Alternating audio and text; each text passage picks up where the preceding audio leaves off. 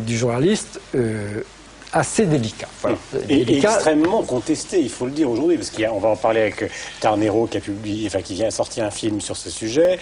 Il y a des intellectuels qui s'en mêlent. Il y a eu, par exemple, à propos du petit Mohamed, à propos des couloirs qui ont été soi-disant creusés pour détruire un certain nombre de mosquées. Il y a eu des polémiques monumentales sur cette affaire-là, sur la manipulation. Et ces polémiques elles n'aident absolument pas à éclaircir la situation. Ces polémiques sont signes de bonne santé de la presse, parce que je pense que effectivement, du fait que les journalistes soient attaqués également, et avec la même force, des deux côtés, par les Palestiniens et le monde arabe, et par les Juifs et la communauté israélienne, le peuple, la société israélienne, prouve qu'on fait bien notre travail. Avec le danger quand même, dans le journalisme, de tomber dans le manichéisme. C'est-à-dire que on a vu, à un moment, il y avait un manichéisme dans les années 60, c'était le bel Israël contre les méchants pays arabes.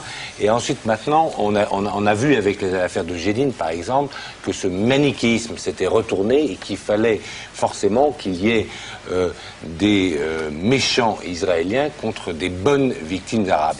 Eh bien non, les choses sont plus compliquées, il ne faut pas tomber dans le manichéisme. La vie n'est pas faite de méchants serbes et de bons bosniaques, n'est pas faite de méchants israéliens et de bons...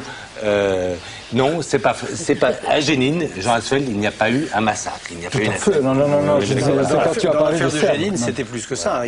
Là, il y a eu une vraie séquence, un vrai moment de folie qui s'est emparé de la presse française.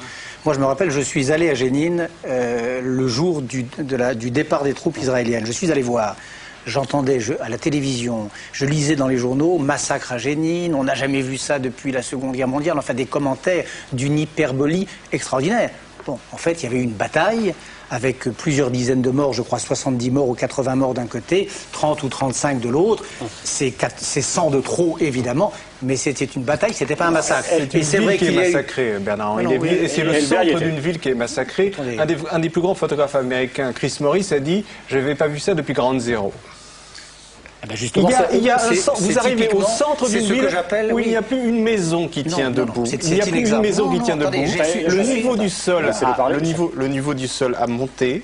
Vous avez une odeur pestilentielle de mort. Et le premier qui parle d'ailleurs de massacre, c'est Shimon Peres qui a ce mot-là.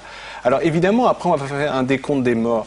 Mais le massacre peut avoir une autre notion, que ce n'est pas uniquement le fait de savoir combien il y a de morts. Quand vous voyez les rues de Jenin qui sont défoncées par les bulldozers D9 qui ouvrent la route des chars, quand vous voyez qu'il y a des rues entières où il n'y a plus une maison qui tient debout, c'est ça aussi qui compte. Ça veut dire que la vie est massacrée.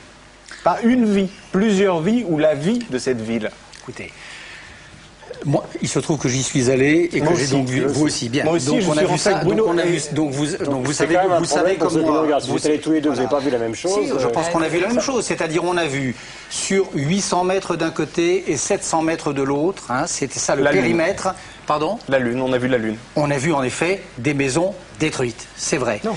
C'est pas Ground Zero. Ground Zero, c'est des milliers de morts. C'est quelque chose d'assez sans précédent. Là, c'est une bataille de rue entre deux armées, entre l'armée israélienne. Attends, laissez-moi finir. Entre l'armée israélienne d'un côté et des combattants palestiniens en armes de l'autre. C'est ça qui s'est passé. C'est pas un massacre. C'est pas un début de génocide. Vous voyez. Et là, quand même, je pense qu'il y a eu un moment d'égarement dans la presse internationale et notamment le mot auquel vous faites allusion. Ground Zero, c'est pas ça. Bernard Lévy, souvenez-vous que ce sont les Israéliens qui empêchaient par tous les moyens la presse de rentrer, qui avait déclaré la zone militaire pour des raisons interdite, alors que même les convois d'aide humanitaire ne pouvaient pas rentrer. Comme on va parler abondamment de ce en marchant à travers les oliviers pour réussir à rentrer à Jenin. Qui essaye, mais qui va pas y arriver. C'est les autorités militaires israéliennes.